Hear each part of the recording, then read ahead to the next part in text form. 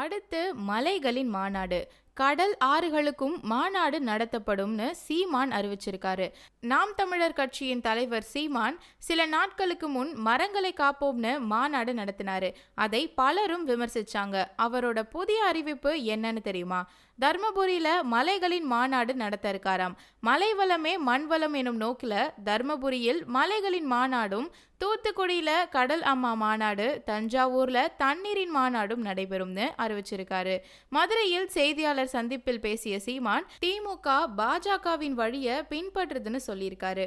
பாஜக RSS கோட்பாடு என்னவோ அப்படித்தான் பாஜக இயங்கும். RSSல் பயிற்சி எடுத்தவர்கள் அந்த சித்தாந்தத்தின் படிதான் இயங்குவாங்க. பாஜகவின் கொள்கைகளுடன் ஒத்துப்போய் ஒரு ஆட்சி நடக்குதுன்னா அது திமுக தான். ஆபரேஷன் சிந்தூரை ஆதரித்தது முதல்வர் தான். அதற்கு பிரதிநிதியாக போய் உலக நாடுகள்ல பேசியது கனிமொழி தான். குஜராத் கலவரத்தை திமுக கட்சி தலைவர்கள் ஆதரித்து பேசினாங்க. ஆனா அதே கட்சியால் நடைபெற்ற மணிப்பூர் கலவரத்தை எதிர்த்து போராடினாங்க. அப்போது கூட்டணியில் இருந்ததால் ஆதரிச்சீங்க, இப்போ கூட்டணியில இல்லாததால எதிர்க்கிறீங்க. திமுகவுக்கு என்று ஒரு நிலைப்பாடு இல்லைன்னு சொல்லியிருக்காரு.